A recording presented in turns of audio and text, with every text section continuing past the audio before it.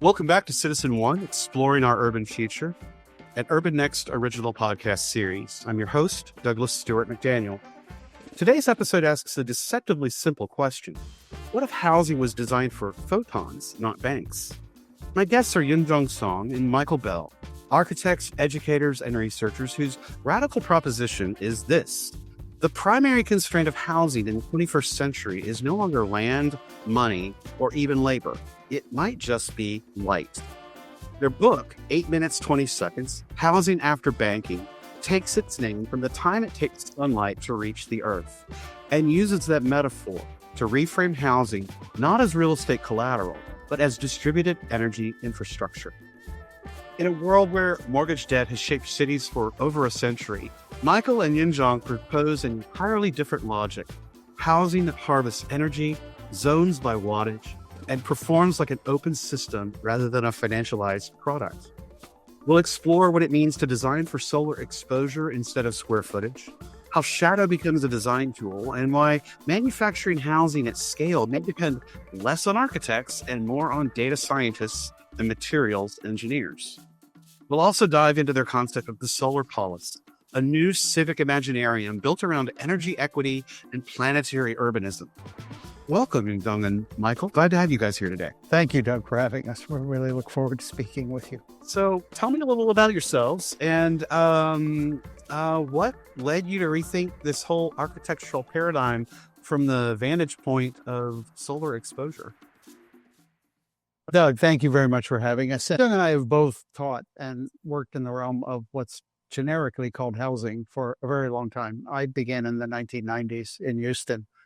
But the question of housing, it does exist in the history of architectural education, really for virtually 100 years. It's not that people were in house before that. Generally led us to this was knowing a lot about the detail of housing law, policy, and economics over probably 20 years, and increasingly seeing how few people are adequately served. I'm also teaching at Pratt Institute simultaneously and also practice architect. Especially for housing, for me, it was kind of a long history, not necessarily like the way how Michael lay out. For me, was literally practice working in private farms, and then sort of joined the MoMA project in 2011. That actually, start for me is a major sort of a housing focus. To understand the whole economy of what happened in 2008. That was a sort of starting point for me. I'm still also teaching seminar for housing issue. And the major question is why housing is always problem. It's never been not an issue. It's always been an issue forever. So I thought we should really think about something more different aspect of it, different point of view. So that was a starting point for me to sort of work on the housing. In fact, doesn't take being an academic to know. People intuitively know that housing is difficult. And housing is one of the fundamental drivers of net worth in the United States and, advanced economies. The discrepancy in net worth if you own a home versus rent is massive. We can get into that. But from one thing that we really look to in the book, and this will come up later, the book is part history, part projection, part manifesto. And John mentioned 2008, an exhibition we were invited to do at the Museum of Modern Art under Barry Bergdahl and Reinhold Martin. But the book attempts to outline different eras around the term housing. And so housing is both, like a super generic term. It's a very specific term. It means different things in different decades, in different lenses. So the book spends a lot of time trying to say just what is housing. And by and large, the book is saying this, you asked what drove us to do it. After a lot of experience and an attempt to accommodate the status quo, imagine innovation within the way things operate, we increasingly found ourselves being much more candid, both to ourselves and publicly, that systems that produce housing are largely inadequate, if not they would possibly be extinct if they were not so backed up by federal governments and central banks. The book's sort of historical, like let's learn about this, and then it delves into being projective. And the projective part is serious, maybe a little gentle, but nonetheless bold too. Yeah. Yeah. You're hesitating to say that housing is broken. I haven't heard the word broken yet. Is that a bridge too far, or does that hit it?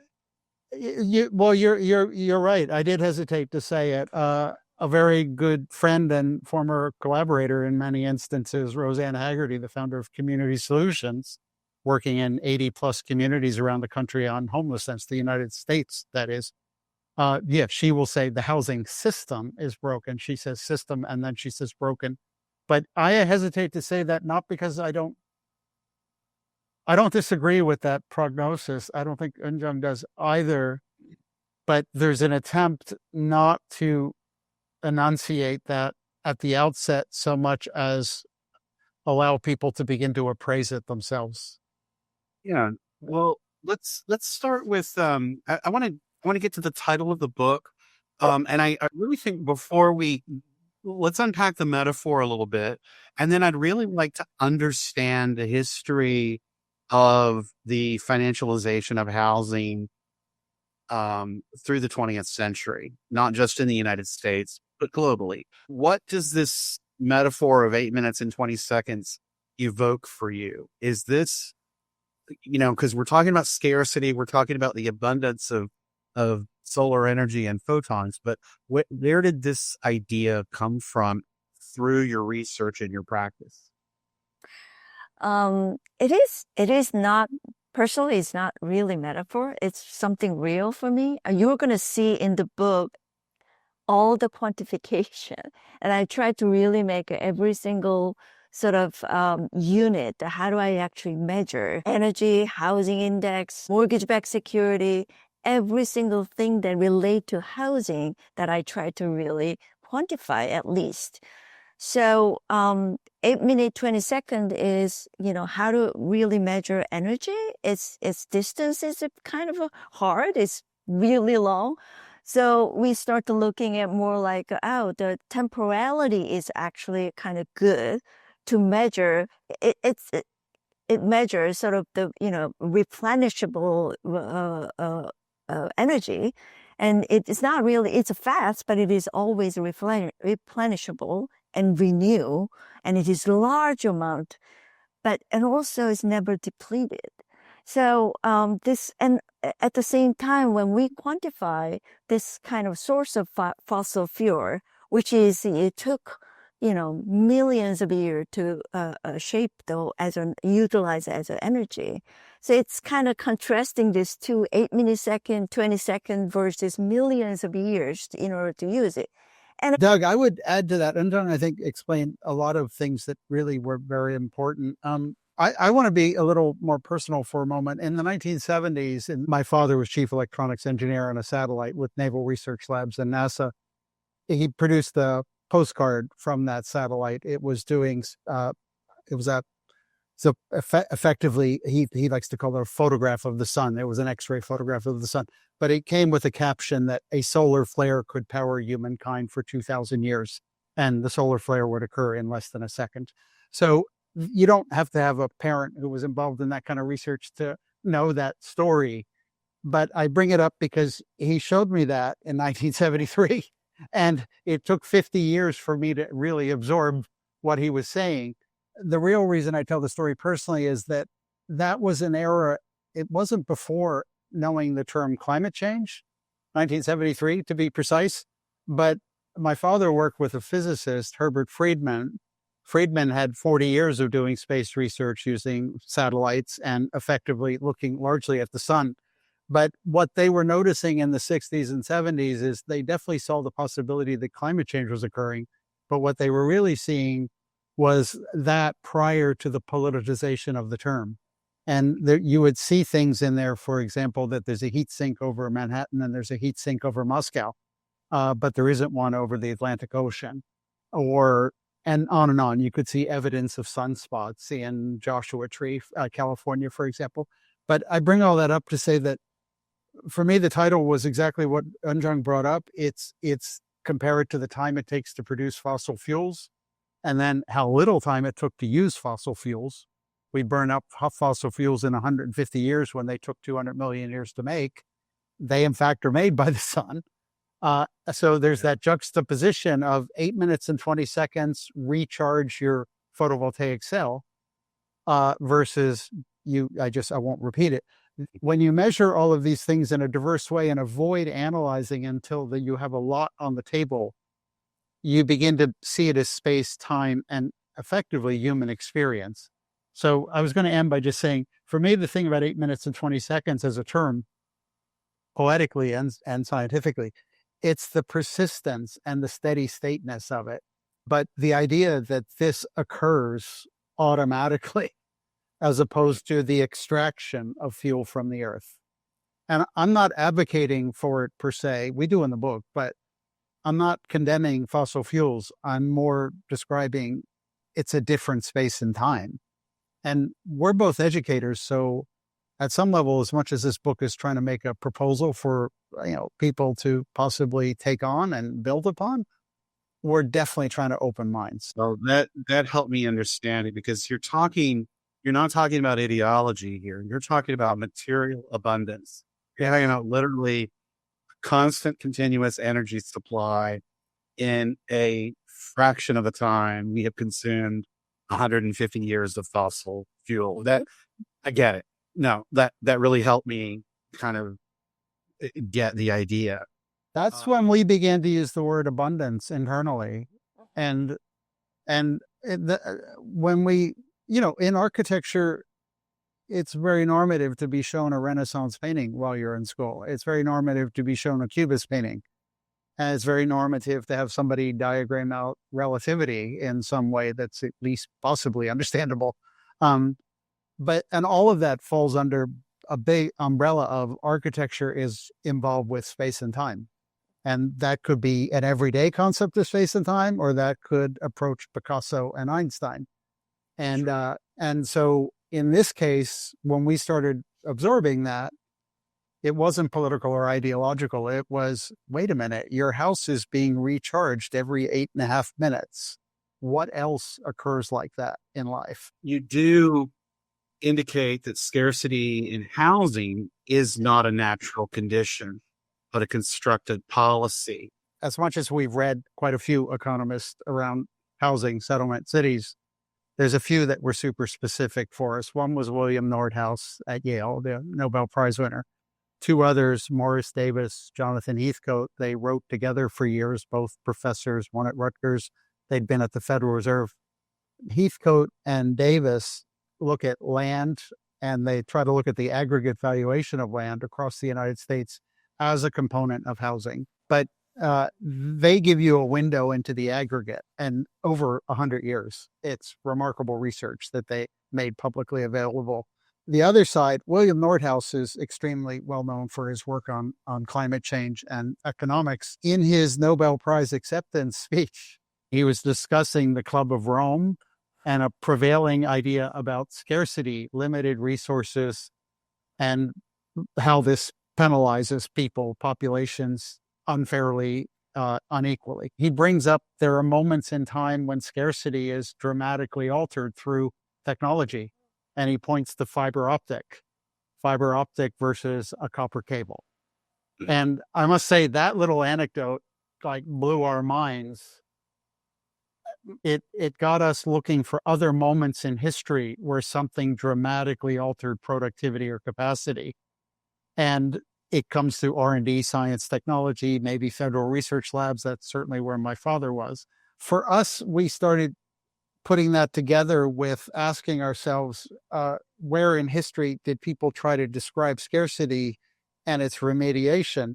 If you look at the 1970s, we ended up going to the National Science Foundation Director's Annual Report, 1974. It's a report to Gerald R. Ford. Nixon had just left office. And the director of the National Science Foundation writes this very poetic description that we are facing scarcity in many fronts, energy predominant.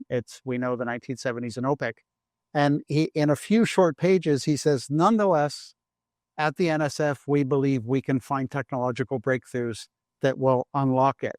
But it's a shocking statement to me and to Jung, I think, because he does quite poetically describe fear and anxiety around not getting a breakthrough. And this is when Nordhaus is coming out of his PhD program. So I bring all this up because in the book, it's specifically chapter 5. We're really looking at this moment in the 1960s and 70s where science and technology are grappling with energy shortages and the beginnings of renewable energy, in particular solar, and starting not so much to say we need this because of climate change or because of greenhouse gases. They're just becoming aware that it's more possible. We keep asking ourselves, what if the building, in effect, didn't produce externalities at any level that was comparable to prior buildings? You'd have to look at that in terms of the manufacturing of the building and then the operation of the building, of course. So that's not rocket science or something other people aren't very good at. But there's some ironic things we took on because of our partners, Mike Pilliod, Will Sweeney, and others who came out of advanced manufacturing. Like, what if the embodied energy wasn't particularly so reduced according to materials? You could use glass, you could use aluminum, you could use titanium, but that you were using far less of it and you used it in ways that was dramatically recyclable. Since you talked about the Maurice Davis and Jonathan Heathcote, in terms of abundance versus scarcity. So when we look at, I mean, it is a part of our research. When we look at why housing cost is so high, but what we can do as an architect, and we look at this whole, in-depth research about this, structure that they actually lay out. So, for example, land versus structure, which is house, and then how those two things are really interrelated in order to make the housing cost. So we look at those kind of a graph that how these are really interrelated. So when you look at it in a recent, like a 2008, right before, financial meltdown happened, in California, if you see the structure versus land, when I said a structure is a house itself as a building, the land cost is take so much of the percentage of the whole housing cost, which is around like 77%, versus the structure itself is 20%.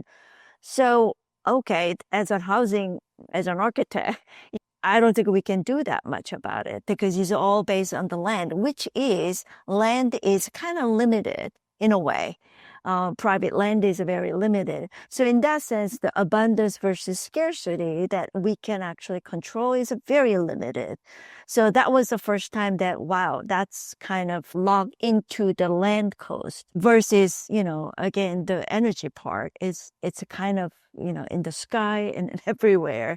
So that was a kind of another juxtaposition. We started looking at it as well. That statistic is useful to give a doppelganger to.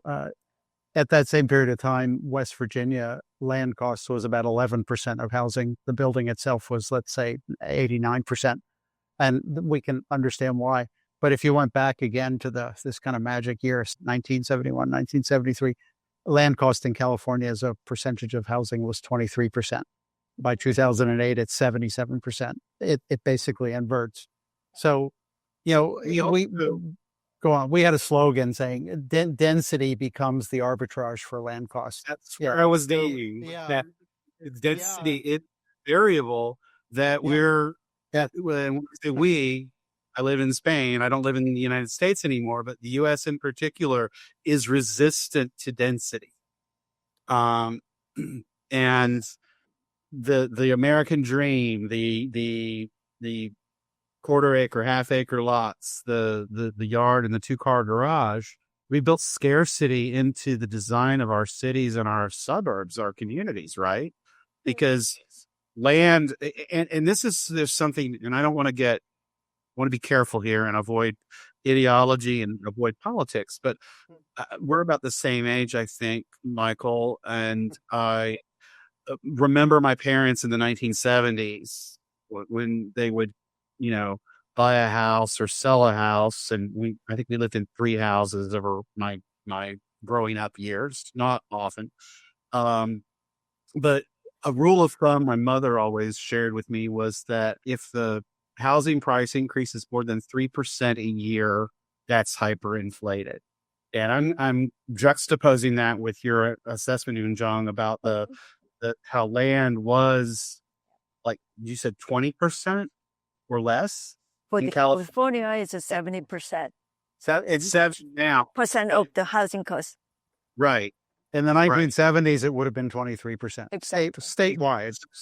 Yes, that's a statewide number, not Contra Costa County, for example. But we're now looking at when I lived in Tennessee and lived in Georgia, in the last 5-10 years, we're looking at annual appreciation rates of 150%. It's so let's go into 20th and early 21st century policy as it relates to housing and financialization of housing. Walk me through that part of your book before we get into housing after finance. Let's talk about how did we get here and because what we're seeing, I think, is that scarcity is accelerating more rapidly than it was 50 years ago in the 1970s. Yeah, I love the structure you're proposing. And the book, in fact, the book is in 6 chapters, 2 parts. And part 2 is really proposals that came from a new type of team. It's expressed that way. Part 1 goes through debt, density, scale, empathy, renewable energy, and then something called non-denumerable abundance. But that can be looked at if somebody finds the book worth buying. But I don't want to, it sounds like we relied on so many sources. Before I dig into that question, Doug, I wanted to throw a concept out there. I had moderated, I'd actually chaired and invented a conference series at Columbia called the Columbia Conference on Architectural Engineering and Materials. And we looked at 4 materials. We had 4 conferences, did 4 books over almost a decade.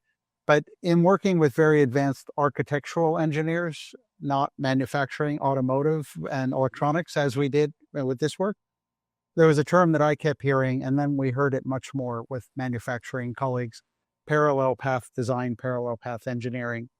And there's a lot of people have a specific knowledge of what that means, but the more generic version for us meant that you look at something from many angles for as long as possible, and you avoid convergence towards an answer.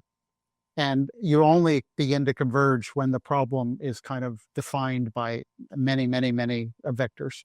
So I bring that up because Davis and Heathcote, Morris Davis, Jonathan Heathcote, the 2 economists, focused on this a moment ago with land versus structure. One of the findings that they discovered that they weren't looking for, as they describe it, was that in the 1970s, land prices begin to accelerate faster than structure prices. And where that kind of leads is that why did land go up at a much faster rate? And as researchers, economists, they postulate, well, we don't know, but here's why we think. We actually reached out and got to know them a little bit in email and a phone call. But I mention this because the generic kind of description of it is you couldn't commute further for cheaper land by the 1970s. So by the 1970s, those 3 houses that your parents had bought and sold, maybe they were increasingly further from a job center, but the new car made it possible. But there's a lot of people discuss this. So yeah, no, that was what happened when I was a child. Friends were moving 5 miles away from Washington, D.C., 15 miles away, and then 50 miles away. But I bring that up because you could describe that among many people, and urban planners can point to you the densification of Los Angeles in the last 40 years, et cetera. But where that led was exactly what Eunjung was saying, was if the building is increasingly a smaller component of the transaction costs, then how much will innovation in the building save you to lower housing costs? And without density as the arbitrage, the answer is not much. So there's a huge reason we pursued this whole project was there's a kind of double riddle at the beginning of the book. If climate change pairs with automation of jobs, what if there was a decrease in the labor and jobs base, even a slight one, what would that do to the affordability of housing? As a new phenomena, in the very long history of housing affordability is a bigger question. So if we can't fund mortgages the same way, then how on earth do we address density, land costs, et cetera? But more pointedly, if people in the last 50 years have been coming to metropolitan centers for digital jobs, Right. if that pressure ceases and people then redistribute back out, as they did temporarily during COVID, if they distribute back out, then the pressure that produces urban density might also recycle itself back into something less dense. And what on earth would that mean for sustainability? So as much as we propose some ideas about that, it's just a huge question. The densification that we saw around the Industrial Revolution, that we saw in China in the last 35 years, I think China did more urbanization in 30 years than Europe did in 100 years. I'm sure it's much faster than that, frankly.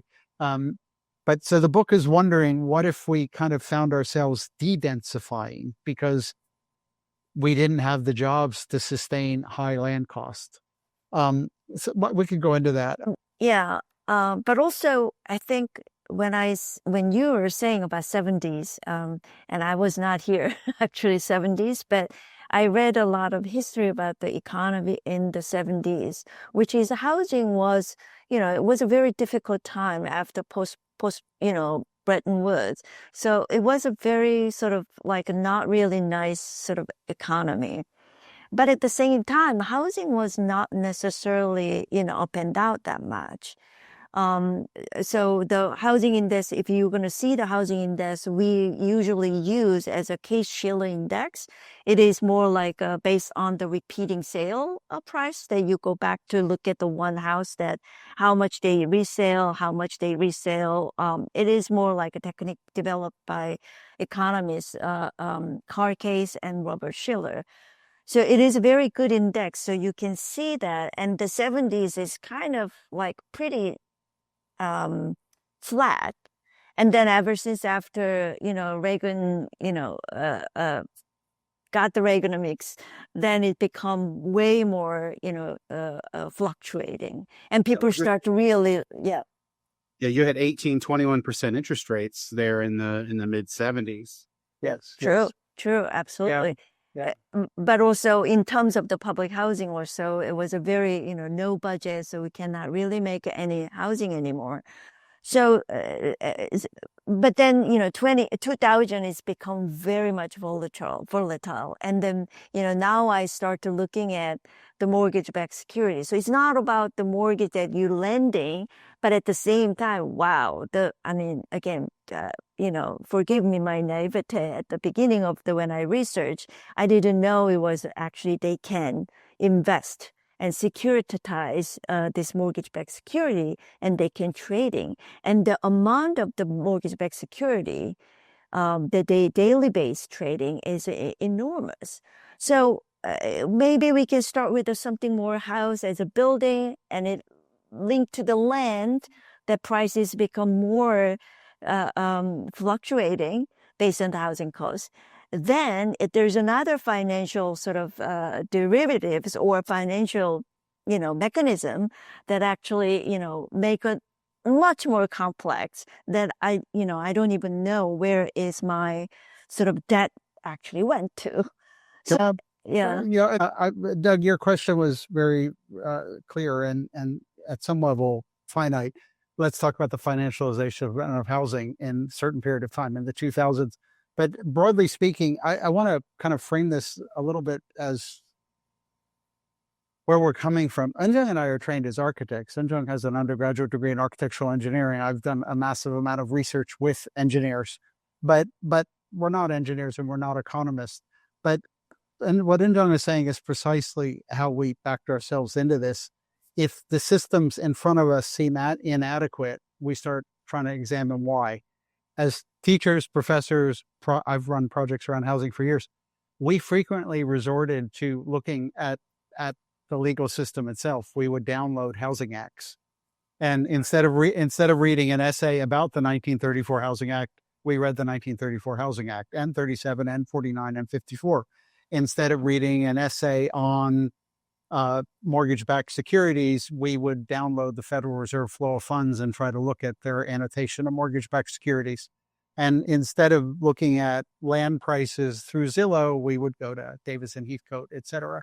But I bring that up because it's like we try to go to some first order documents and read them like a citizen, but at the same time, with the space-time kind of education of an architect. So what Eunjung just said there was really, really important to this whole thing is if somebody says housing and you were a kid in the 1970s, like I was, and it seems like you were, there's a presumption that it's probably always going to go up.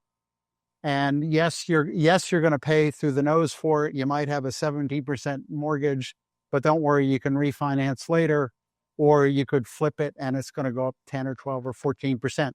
But what Eunjung was enunciated is there, if you look at some of the data around this, in particular, the Case-Shiller Index, which is another Yale professor, as one of the founders of that, I recall years ago, I think it was Robert Case saying that phenomena of housing always rising is only something that's true after the 1970s.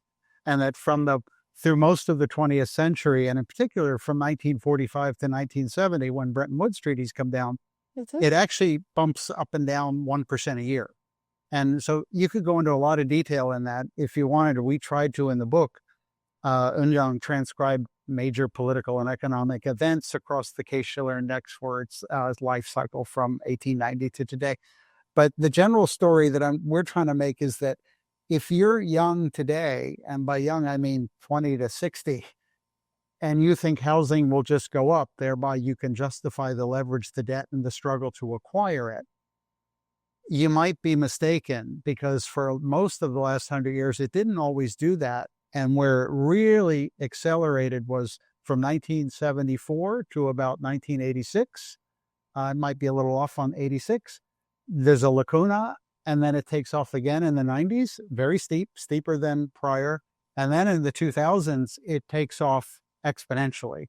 So it didn't just go up in one line. And Eunjung brought up mortgage-backed securities. That's an arcane term, generally speaking, but it's out there, and many people know what they are.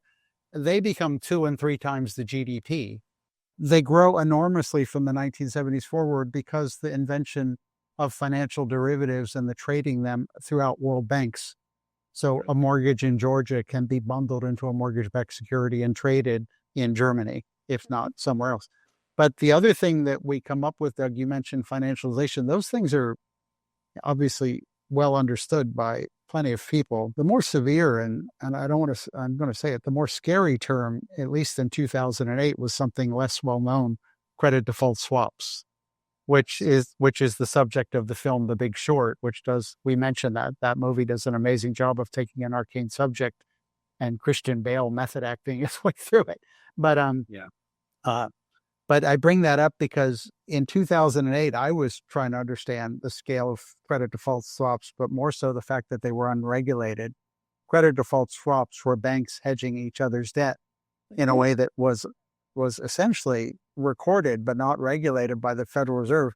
In 2008, one of the higher level people at one of the Federal Reserve banks, in congressional testimony that we quote in the book, was describing them at something like $55 trillion, which was about 2.5 times the stock market capitalization and maybe 3 times the U.S. GDP. Without telling side stories, I had dinner with a high-level financial person during that period, and he was describing that if that had come to fail, it simply would have cataclysmically crashed the entire market. So mortgage-backed securities, if that crashes, that's a problem. Credit default swaps crashed, perhaps cataclysmic. I bring all this up not to be an economist, which we dangerously sound like we're mimicking, but more so to say that the more we dug into this, the more we thought there needs to be different ways to conceive of how housing is financialized, and less reliance on long-term leverage and debt, less reliance on central bank banking. And that's where the 8 minutes and 20 seconds began to really sink in, was, wait a minute, renewable energy is not about sustainability. Renewable energy is conceivably of a scale, chapter 6 title, non-denumerable, something that can't be counted. And that's where we started thinking, I'm going to put this out there right now. Could renewable energy in the form of solar, in this case, become a kind of proxy central bank? Instead of securing housing as a when systems crash, the Federal Reserve uses techniques. We can go into that. Enjung did really precise work on looking at what were central banks holding in 2000, what were they holding in 2006, 10, 15, 20, and 25. And the US Fed, the top 7 central banks, and the top 10. But a very simple answer to your question is along the lines of the financialization of housing changes pretty dramatically over different swaths of the decades. In 1945, private debt held by American households was 18% of the GDP. 1970, it was 43%. In 2008, it was about 95%. And maybe it could go to 200%. There's people who would say, of course it could. But that's where we started asking ourselves, is the use of leverage this way normal?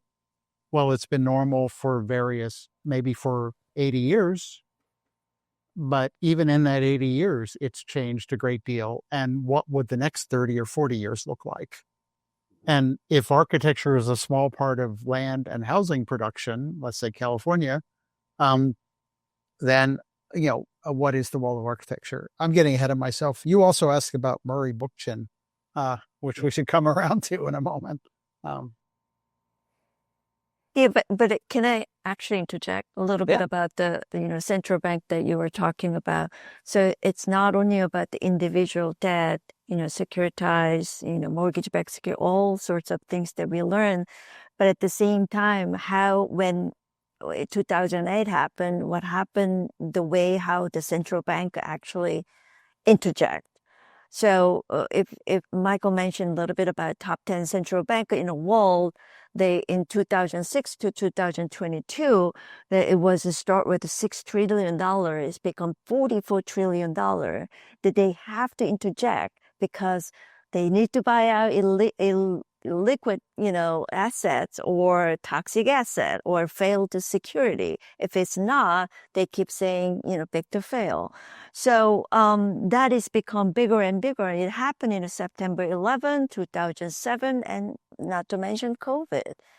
And this is a kind of macroeconomic aspect of it, but also, as you can see that from the book, that we mapped it out, the individual as a person, how much saving is disappear, how much mortgage is so easy to, get the mortgage, and there's a gigantic, mortgage size of the mortgage numbers. So that's also kind of myriad of this kind of debt and the government aspect of it.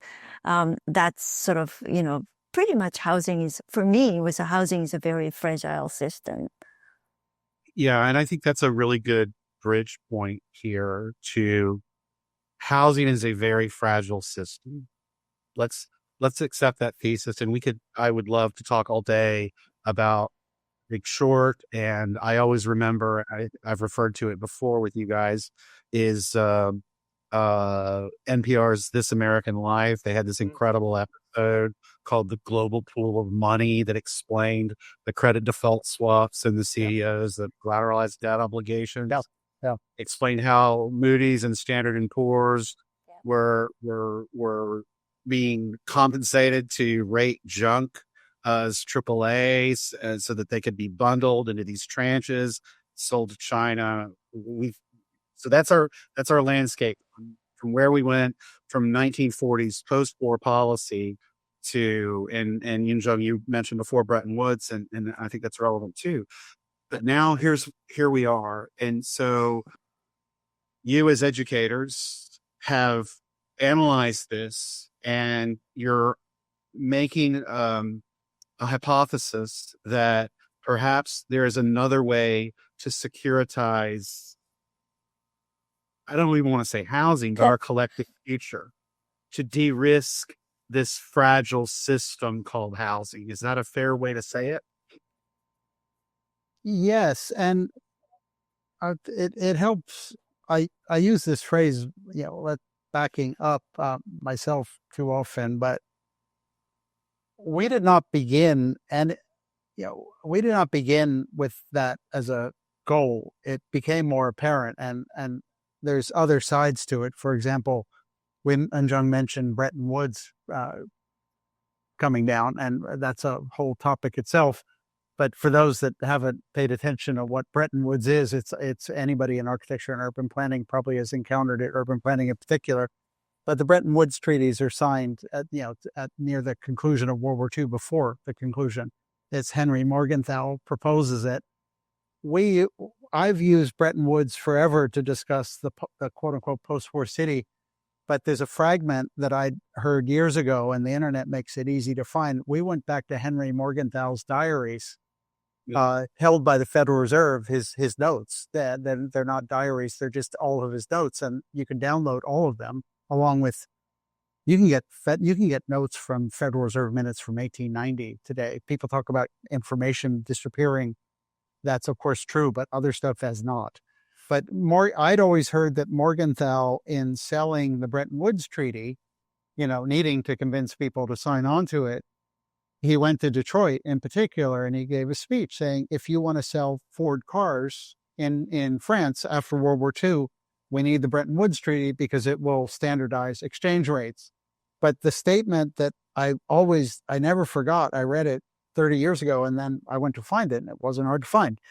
He said the United States, to end World War II and keep full employment, would need $10 billion a year in exports. And you can't do that without Bretton Woods. So I was sort of struck that he had a number. But the bigger picture there was that the U.S. had ramped up employment for the war project. If the war ends, employment will drop. We can't have that. So that as a little seed of history, but then you ramp that up and you bring it around again. What fluctuations in employment mean to standardizing housing?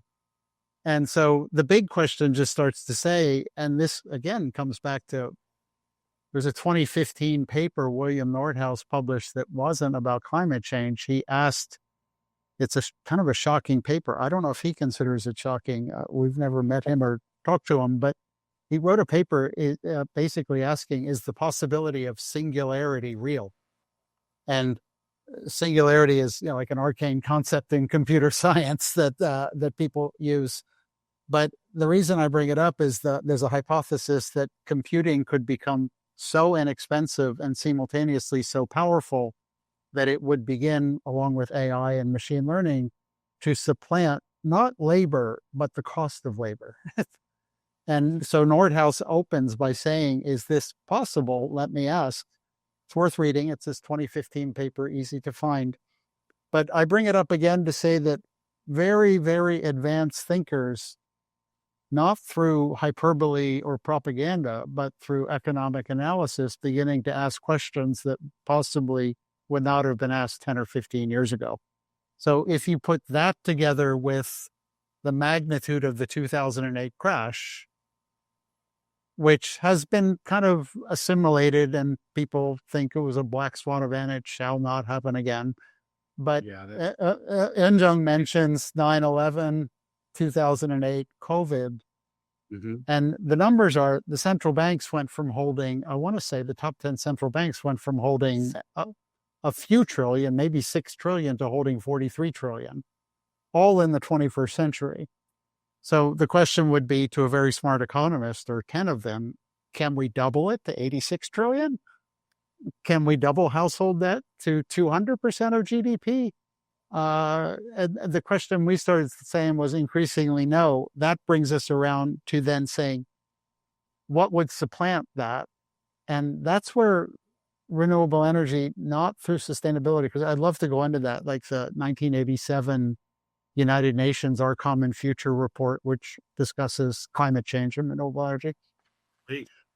But well, it would be saying something along the effect of, this was the super hypothetical question we asked ourselves, which is unanswerable. How much wealth did real estate and housing produce in the 20th century? We've tried to ask people, tried to solve that. It's not a solvable question, but what number is it? is it 5 trillion, 10 trillion, 40 trillion, et cetera? Housing today is worth about 43 trillion in the US. But then what is the valuation? 43 trillion in the US. Yes. When the last time we proofread the book, it was about 43 trillion is the aggregate value of US housing. But, in 2007, it was about, I forget the number exactly, 27 trillion. But if you went back to the year 2000, it was probably what, Njong, 12 trillion? I think it's 18 or something like that. Yeah. We were tracing that aggregate value, which is a number that is difficult to ascertain. The Federal Reserve actually gets help from Zillow these days to do that.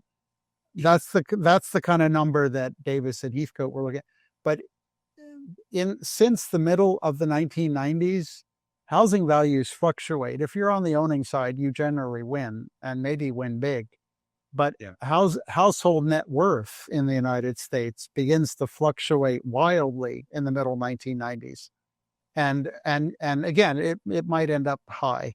But where I was going with that was, if you begin to ask yourself the doppelganger question, how do you value as yet unproduced, untitled renewable energy? And that's where the second title of the book came from, Encrypting the Sun. If is the value of renewable energy, how do you calibrate it to the value of fossil fuels? How do you calibrate it to the value of mortgage-backed securities?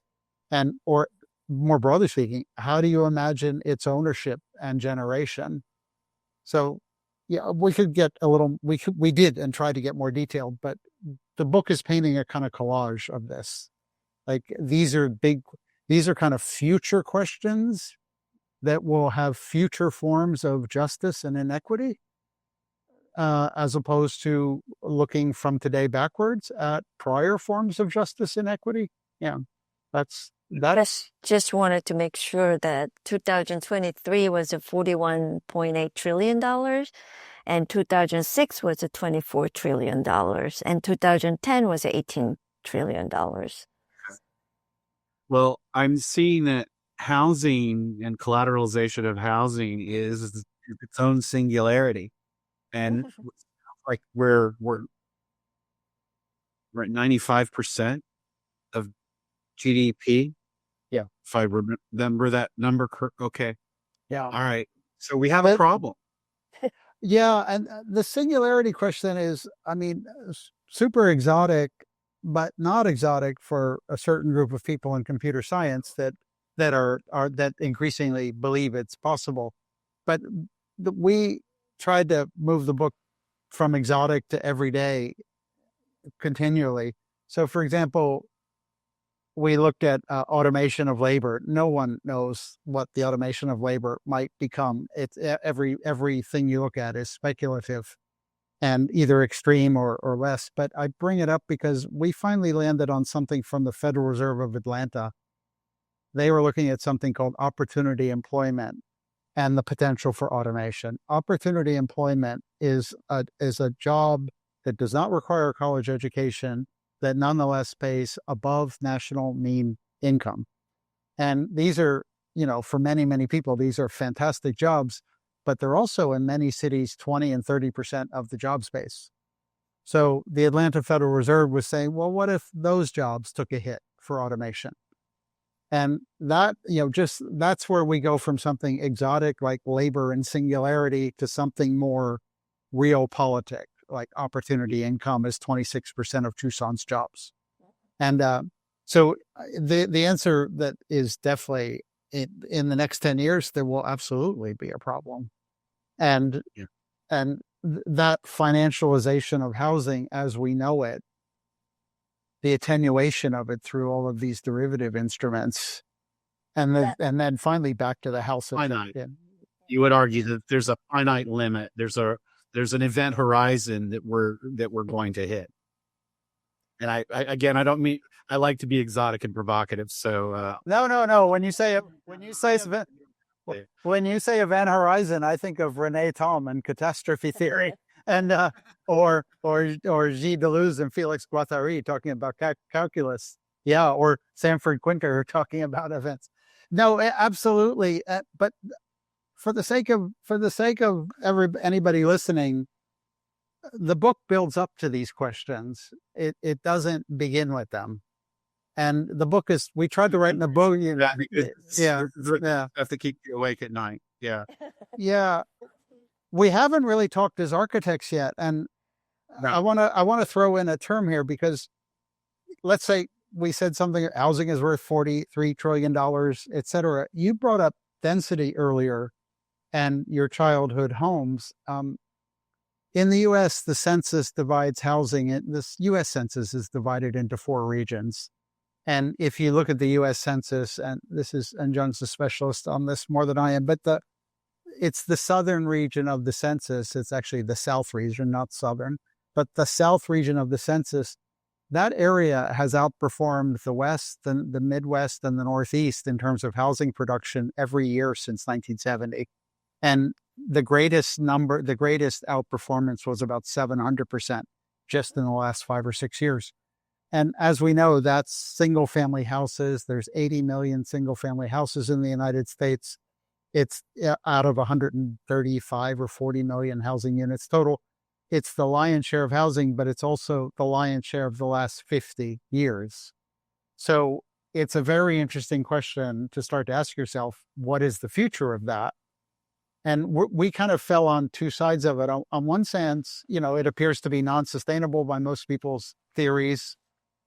But if we switch to electric cars and some solar panels, maybe less so.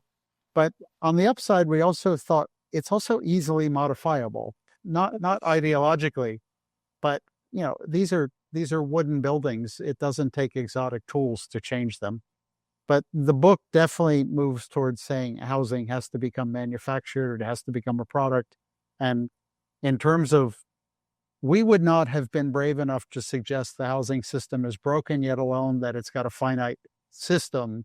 We might have said that as a hypothesis, but while we were simultaneously designing with partners from advanced manufacturing, alumni from the biggest tech companies on the planet, we were beginning to see something far beyond prefab housing, something much more manufactured that was fully embodied with energy production, renewable energy production. Then we began to imagine we could dramatically drive down the cost of producing housing. We could dramatically increase its recyclability. We could dramatically increase the renewable energy yields. And maybe the future arbitrage is manufacturing costs versus energy yield. And we increasingly began to believe that was possible. So it was a mixture of like innovation and creativity versus critique and analysis. Yeah. And you're looking at this from a perspective of how do we create new asset classes. I watched a YouTube the other day of a modular build of 8-plex apartment building. Yeah. I think it might have been in the South. I don't really remember where it was. And that fascinates me because it was a 2-day build of an 8-plex next to a highway. Okay. Of course they were factory built, but modularity and it's, I agree with you. I think it's an oversimplification to just talk about prefab and modularity as kind of a panacea, but it's a step. It's a step to say, as a homeowner in the 1990s, I want to buy the single family home. Maybe a new securitization is I want to buy a 2-plex, a duplex, a 4-plex, an 8-plex that has an energy upside that I can securitize and build my retirement off of. Again, your book and your entire hypothesis is not the sky is falling. It's how do we think about new models for securitization of housing and energy abundance, as you guys said earlier. Can I sort of try to really slightly differentiate modulation versus advanced manufacturing that we're trying to achieve? Modularity in architecture has been kind of forever.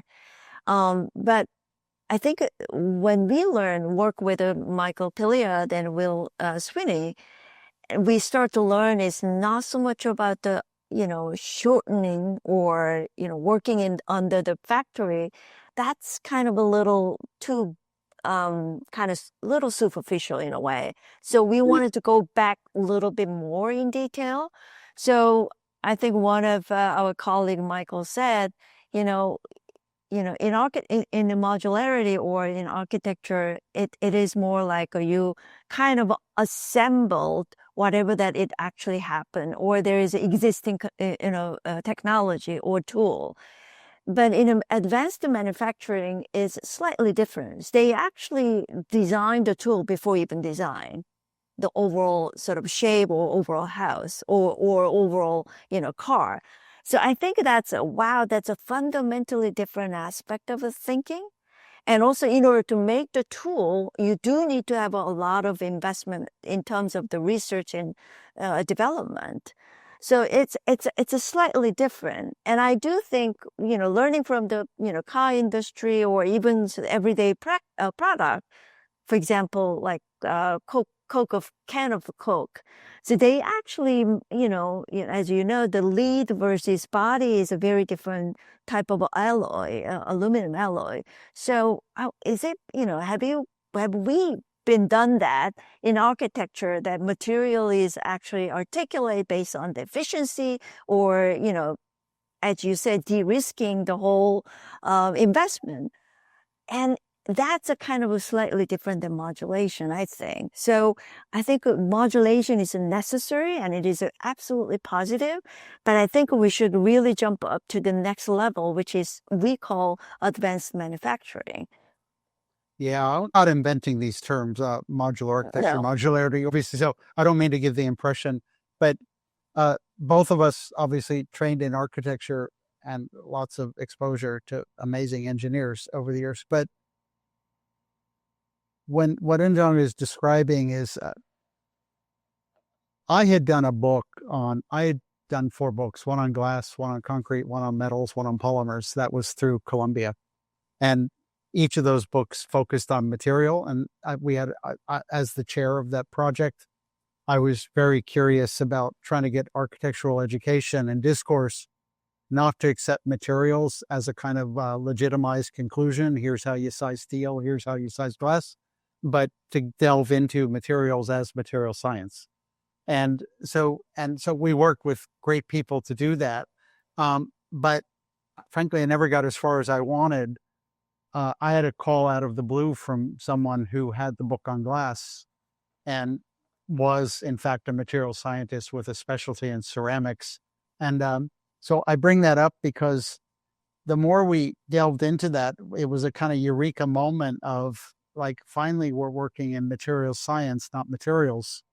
And we're not working through zoning and code around the use of steel versus glass versus polymers as legitimized and as tested. But now we're more in a kind of skunk works where somebody is telling us, how do you chemically temper glass? I knew how to heat temper glass. I didn't know how to chemically temper glass. So I bring that up to say that got us into material science. But what that group of partners and collaborators got us into also was realizing that a company like Apple is both designing things and then solving them technologically, but also inventing new tools that then allow the designers to think of a new product. The first iPhone had a plastic screen. Chemical tempering glass came later. So that's where, and then I want to put something out there very elemental, really. If you go over to an engineering school, they'll have a civil engineering department, a mechanical engineering department, and then others, nuclear engineering. But we tend to think of prefab and architecture in general, even though there's a lot of thermodynamics in architecture, it's called mechanical engineering. And even though there's a lot of physics in architecture, it's called structural engineering. And it gets legitimized into kind of known pathways and moves away from being physics or chemical engineering, not to mention manufacturing. So, but to be very explicit about that, I did a very complicated steel and glass house that was built 15 years ago with great engineers. What we started proposing here was chemically tempered laminated glass with interlayers that control UR and IV. And we started imagining, could we liquid heat and cool laminated glass and not have an insulated glazing unit that's 2 layers of glass, but instead have one piece of laminated glass that becomes a heat and cool sink. And whether or not that's feasible is another question, but that's when we really began to understand, to do that, you need material science and chemical engineering, you need advanced manufacturing, but what you really need is time and R&D to try to ramp something like that up, because that's not available by the current market. And and and to again be kind of realpolitik about it, it caused us to look at R&D and housing. And R&D and housing, we think, based on our research, it happens in the products. The top 10 home builders in their SEC reports don't list R&D as separate. We double check that. Somebody might correct us and say they do now. That doesn't mean they don't do R&D, but they don't call it out.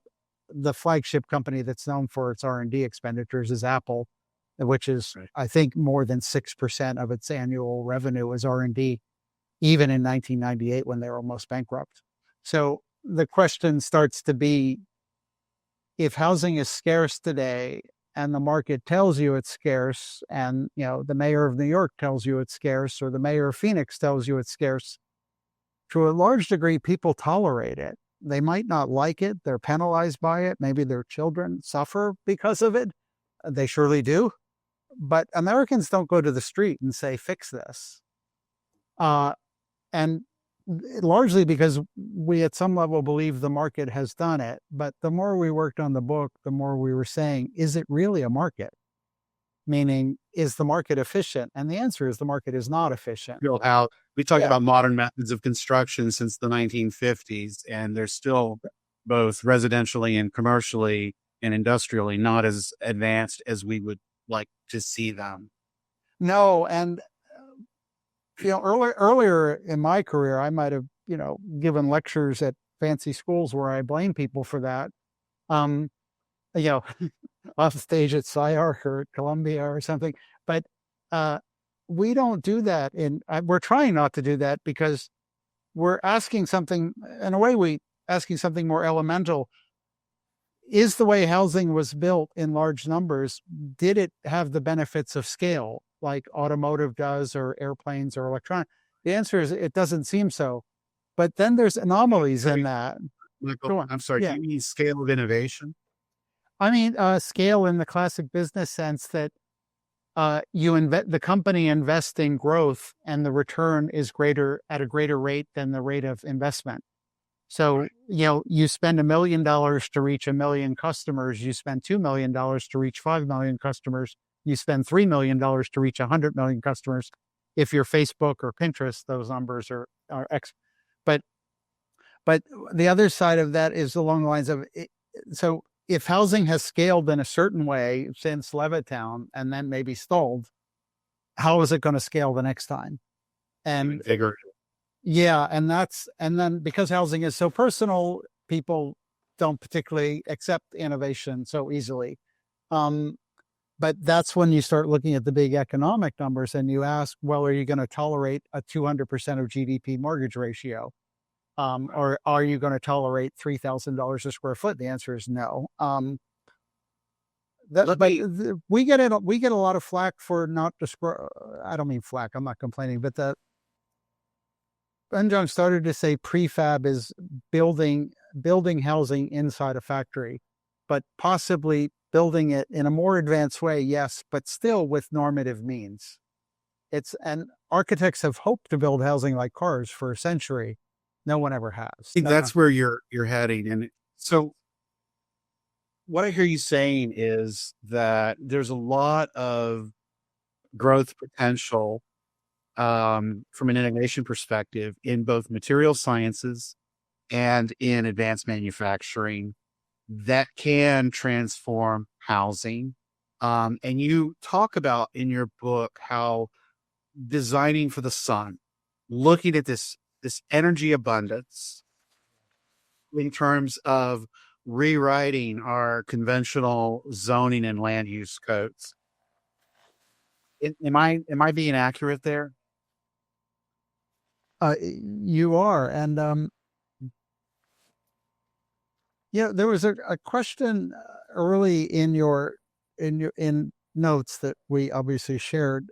Is the book a working model, a manifesto, or I think critical fiction? I want to go back to that for a moment because we both really appreciated that question.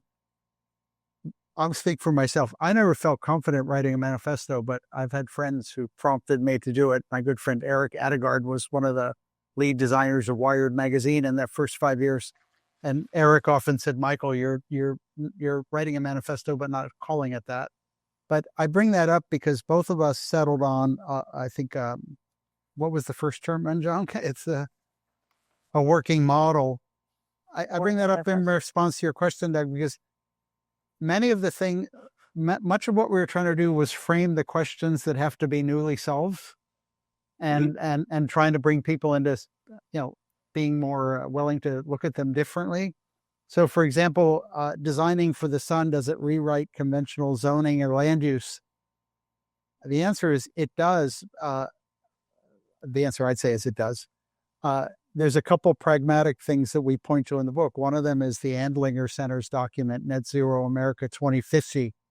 It's a Princeton University organization called the Andlinger Center. Okay.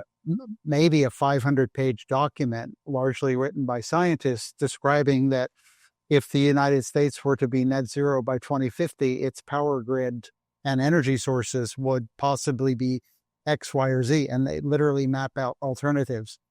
Depending on how you view it, it's a completely different source and a different origin. The question that follows is, do we move to the energy, or does the energy come to us? And loss of energy in transmission is, of course, a huge question there. But I bring that up because land use and zoning, like land use is a big, statewide term. Zoning is obviously similar, but if you go back to the origins of the term zoning, it's a kind of municipal metropolitan term. How does Birmingham, England deal with itself, or rewriting tenement laws in the 1890s in New York? Those terms, I don't want to dismiss them in any way, but throughout the book, we kept wondering if there's future terms. And so, for example, if a flood of people have come to New York City in the 1860s, and the result is exploitation of real estate and tenements that has to be solved remedially, the only person that can do that is the state. So zoning becomes an apparatus by which the state tames real estate. In this case, we're imagining a kind of a decentralized renewable energy grid that originates from people's homes. And if people are less employed, then maybe they're in fact more scattered than they were in an urban era. And then you have to kind of ask yourself, does a newly scattered population damage the earth in the same way that it might have done during Levittown or before? But in general, we're kind of, we didn't propose a new density, not in this version. We instead were speculating about a newly distributed population that's in fact less dense than the current one. But maybe they're closer to the energy source, and maybe their buildings don't damage the earth, even though they're low density. And we get specific about how and why we believe that. But there are plenty of scholars out there who understand urbanization versus rural conditions and the transformation. And depending on how you look at time, it varies. But the United States was largely rural as recently as 80 years ago. Yeah. And it's rather shocking to think how short-term the deeper urbanization of the U.S. is. And then to imagine, would it be possible to begin to undo some of that urbanization? But also it's a suburban, area in terms of the zoning. When we worked on in a Museum of Modern Art project that was happening in 2011, we were invited, including other 4 architectural firms, to address the, housing issue after a foreclosure in 2008. And at the time, we were sort of given, we can choose the site. It was a Temple Terrace next to Tampa area in Florida. And, it is a kind of interesting complexity between the government and the public, and individual housing owner who is private, how they actually develop together. So the land was sort of tried to be purchased by the government, the city, and then they tried to really finally make the public-private partnership to develop.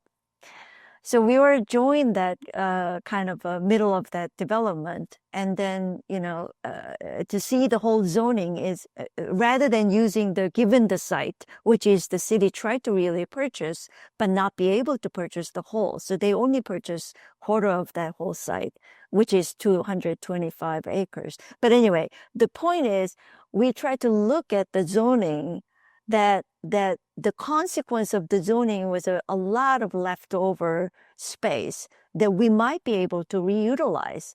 So 225 acre, we kind of sort of find the underutilized private property or right of way or, setback that it is kind of enormous. So we kind of reorganized the whole space for the build for the housing or other commercial area. So the learning about this zoning in the suburban area is a kind of a little bit kind of not be able to lay out our sort of dream in a way. So we have to rethink about the zoning for sure. Temple Terrace was an orange grove in 1930. It's 2,000 houses approximately today, but it became a small city. But the story of Temple Terrace, it was the Museum of Modern Art's research team had looked at it and proposed it. But I bring that up because Eunjung is mentioning they had gone into a public-private partnership trying to create a small, dense downtown for a suburban city. And they wanted, yeah. Where is this again? It's on Florida. You would never have heard of it. It's the northeast corner of Tampa is a small independent city called Temple Terrace, and but it's it's not important to know the city itself, but it was along the lines of they were trying to produce a dense downtown that would have offices and retail to increase their tax base. And what we ended up doing with a sustainability economist, Jesse Keenan, Zach Castor from Arup, Mark Malikshahi, and Matthias Schuller from Trend Solar and Cosentini. But our team was looking for ways that within the existing zoning of the city that we could unlock development potential that normal zoning wouldn't allow. And so rather than purchase or create artificial densities, could we get a more distributed density? It's not the most important part of this question, but there's a very pivotal turn that would emerge in the next, 30 years, let's say, that if I don't love the term per se, but if the settlement patterns that we know in this case, the United States, forget about housing, offices, schools, density, non-density, energy, just the pattern by which we are settled, which is a very classical term in urban design and geography. But the settlement patterns that we know have emerged, over the last 2 centuries, and it's the migration from a rural continent, not to mention an indigenous peoples continent, to a suburban and urban continent. The big question is what does the next 30, 40, 50 years look like? If you answer that in the hurly-burly of real estate and economics as we know it, there's going to be all these negotiations, big developers negotiating with mayors and governors and different forms of federal and state government.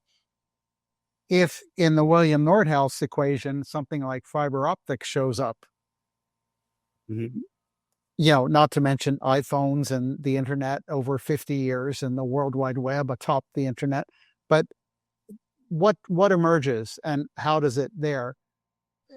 Throughout the book, we were constantly trying to imagine where that innovation would come from and then into what form of democratization and implementations of said technology. How does it have its impact? So, for example, Eunjung mentioned public housing is largely unfunded after the 1970s, at least for new construction. It's, of course, still funded. But what emerges in the post-1980s era is low-income housing tax credits. Very different strata of housing, different income groups, different methods. Community development block grants. Yeah. Community development market. But largely speaking, it's an IRS tax instrument. So it's deferred revenue for the federal government, and it's not the federal government redistributing taxation, but redistributing innovation through grants. But in the book, we say that the IRS becomes the housing developer. So why do I bring all that up is that what something like LIHTC did was it took large sums of money from would-be public housing, distributed into, as you said, community development block grants. Smaller grants then end up distributed as block grants. We knew this well through our own work, but we were very inspired by a project by former dean at Berkeley, Jennifer Wolk. She examined the role of LAHTC in Los Angeles at large, but as a tax instrument. She described something, and I'm paraphrasing here, it's very carefully stated in the book. When you atomize a large sum of money, let's say that went into public housing in a centralized method, direct expenditure, into smaller block grants, you enable community participation. So now, Temple Terrace, Florida gets a $7 million block grant, but you've atomized the large sum of money in a way that it no longer really seeds innovation the way venture capital or large investment in automotive would. And the way we had framed that, and this comes from a Houston project I ran in the 90s called 16 Houses. We interviewed a developer who had built 348 houses on the outskirts of Houston. And without going into detail, 348 houses came with a $4,550 architectural fee. I believe it was $8 a house. And so the question starts to be, if you're getting paid $8 a house, how much innovation can you produce? Maybe $8 an iPhone works, but $8 a house doesn't.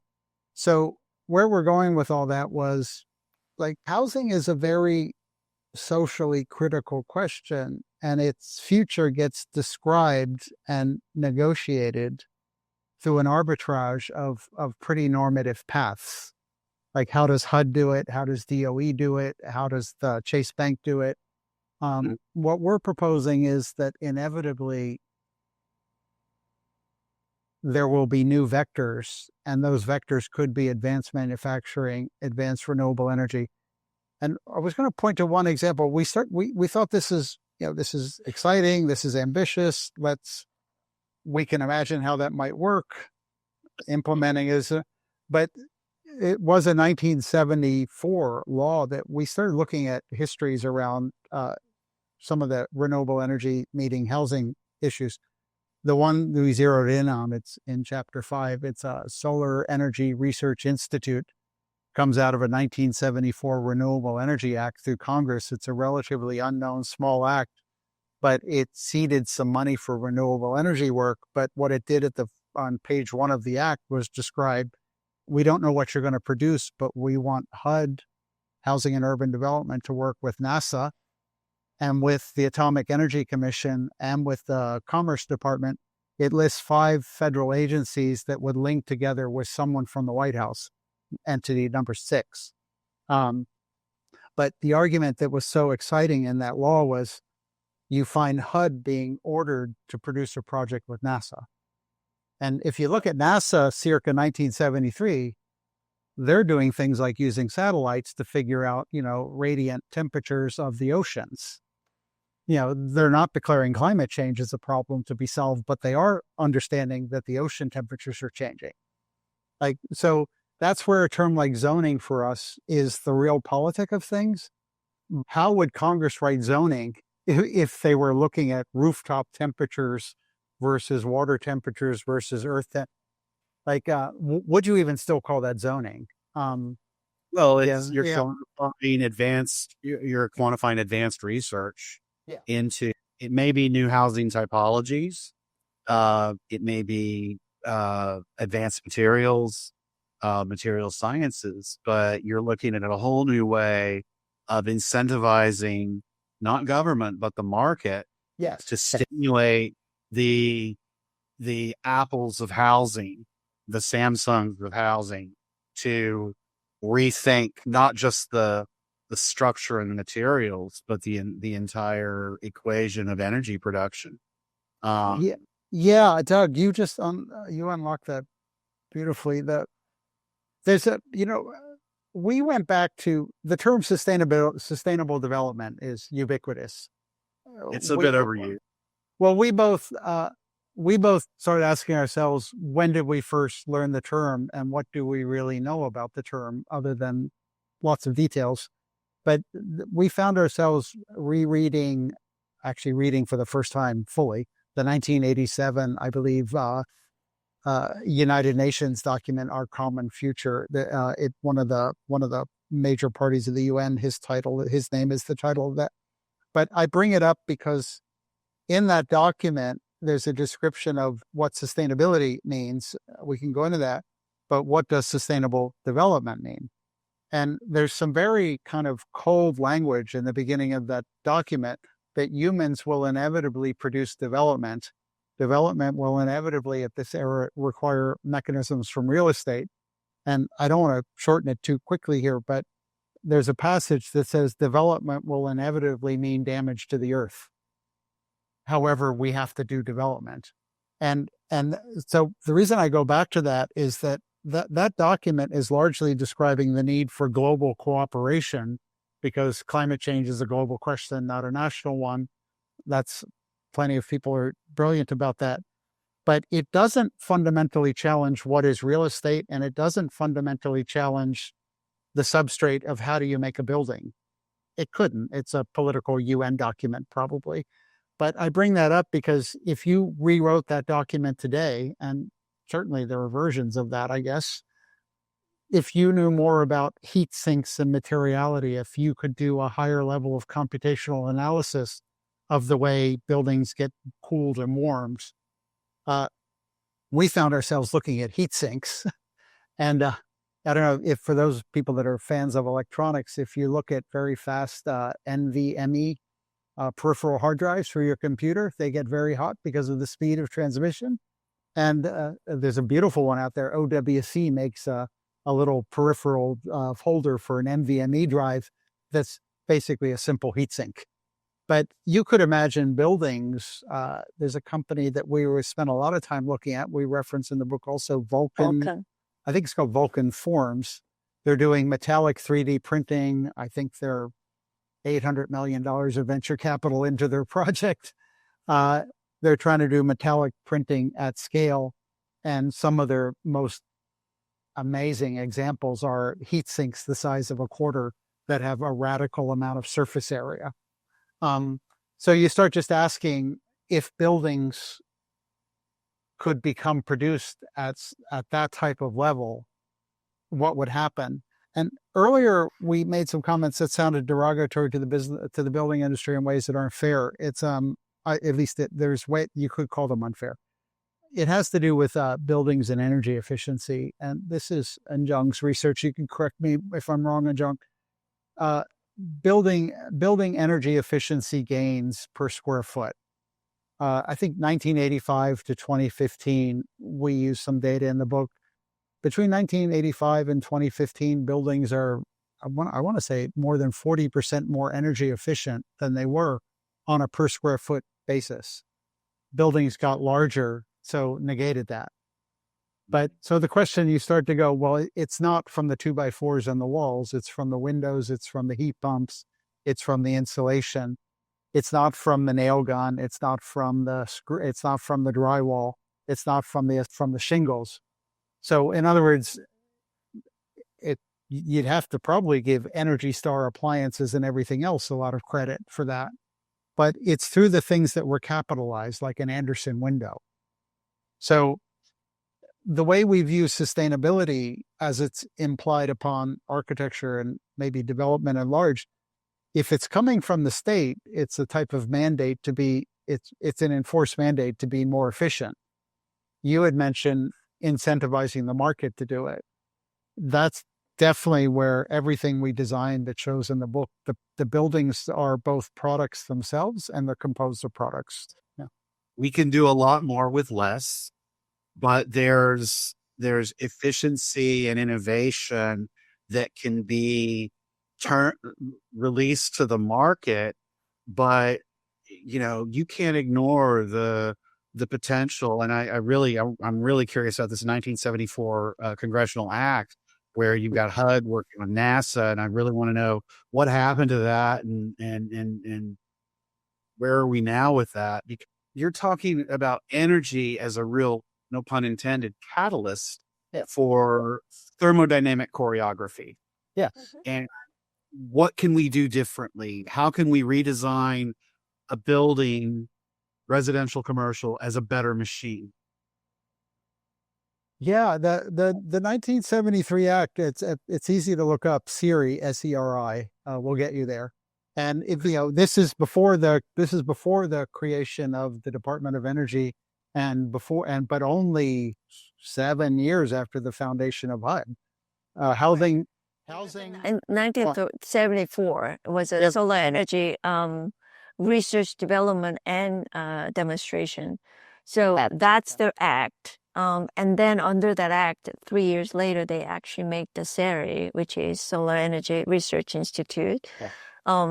And then that actually it's going on that they change, it become NREL, National Renewable Energy Lab later, which is way later, 1991. So it's kind of more research development, but also later is a Department of Energy. So it's keep going, but not necessarily keep going in a sense that, there's a big act that they detached the whole solar panel that was in the Jimmy Carter actually installed in the White House. So also it is important that I wanted to add that it's not so much of they trying to really understand connected between the different departments, but at the same time, they also wanted to really focus on how do we actually commercialize. So it's not so much only research, but actually people can utilize and distribute as a commercial, investment. So that was also kind of important. Well, this comes up, well into our conversation, and it couldn't come up earlier, really. But you asked specifically about that act and that moment, and that 1970s moment. It's for anybody that knows history, they wouldn't be surprised by any of this. If you're educated in architecture, it's probably surprising. But the economy pre-Bretton Woods and post-Bretton Woods is discussable, as a PhD project for 1,000 scholars. But broadly speaking, if you apply it to housing, it's the post-Bretton Woods era where you begin the deep financialization of housing and the bundling, et cetera. As a elemental act, securitization, but the liquidity of money as a planetary project. But it's that same moment when the government begins to formalize its relation, a new level of making domestic energy research. It's in a way prior to the 1970s energy research. It doesn't not exist, of course, but what happens in the 1970s in particular is research on atomic energy switches more away from military control to civilian control. And it's the beginning of imagining atomic energy, not for war, but for domestic energy. And literally, one of the laws that we annotate in Chapter 5 is appointing a new commissioner of atomic energy, who's now really much more civilian control. But I bring all that up to say that this is like housing is tipping into being steeply financialized, borrowing methods that were originated in, let's say, Levittown. Meanwhile, energy is starting to be understood in a new planetary way as renewable. The head of the Federal Power Commission, George Nausicaa, who we spent a lot of time reading about in the 1970s, he's describing both seriously and just conversationally, renewable energy is inexhaustible. Right. Inexhaustible. And the head of the NSF is describing that renewable energy might be this eureka thing that allows us to deal with scarcity in a new way. But I bring that up because that's what got us thinking in this riddle of, well, markets to produce drive, how scarce or not scarce can something be? Like availability drives price. When I was a kid, we got water from a utility. We didn't buy it in a bottle. It was effectively free. Uh, Electricity, less so, gasoline, less so, and then, steak and diamonds, of course, differently, vacations in San Tropez, differently. Um, if renewable energy is inexhaustible, how do you create a market for it? The market is really going to not be driven by the renewable energy, but by the instrument that intercepts the renewable energy, the photovoltaic.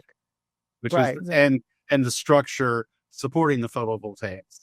Yes, no, photovoltaic is a form of spectroscopy, light penetrating matter. So you have to do the science. But Enjong is another piece of very early work that you put out there, Enjong, was the price of photovoltaics over 30, 40, 50 years. They, of course, decline. The cost, if one uses a full photovoltaic, the cost of the photovoltaic per watt of energy harvested, 1977, it's $77 per watt. In 2015, 53 cents per watt. Wow. Yeah. And so those 1970s laws saying, let's get the federal government behind trying to help the market do this. It's too risky if we don't help the market. But what got us thinking is that decline from $77 to 50 cents over 30 something years, it's increasingly a logarithmic decline. The rate of change slows. The implementation is for a period of time exponential, but the question is it's really a mathematical one and a business one. If a logarithmic change on one side instigate an exponential change on the other? The answer seems to be no, I think. So where we started wondering was it can't just be photovoltaics added to buildings. The whole building has to be an energy instrument. What I'd like to do is Michael Bell, Ian Jones' song. Your book is 8 minutes, 20 seconds, Housing After Banking. We're going to just thank you guys for spending this long on this. And we're going to wrap this episode, and we're just going to continue on here in a few minutes and start up with part 2, where we're going to actually talk about exactly what you said, which is integrating, I can't say this word. I teach myself spectroscopy. Spectroscopy. Okay. That's it. Sounds more Russian that way. Yeah. And photovoltaic systems integrated into the architectural mass as a co-assembled energy system. And that's where we're going to pick up with part 2. And thank you guys. And this has been an episode of Citizen One, Exploring Our Urban Future. Thanks for joining me. We're honored to spend time with you, Doug, and we appreciate the chance to explain some of the ideas. And that's a wrap for this episode of Citizen One. If this conversation made you think or sparked some questions, hit like, subscribe, and follow on Spotify, Apple Podcasts, YouTube, wherever you tune in. And if you've got questions or something to say, please leave a review. The more voices in the mix, the sharper the signal. For deeper dives and ongoing work, you can find me on LinkedIn or check out my essays on Medium. And if you want a front row seat to the ideas shaping my forthcoming book, Citizen One, Our Cities, Ourselves, and Our Uncertain Yet Extraordinary Future, visit multiversethinking.com/citizen1. The future isn't waiting, and neither should you.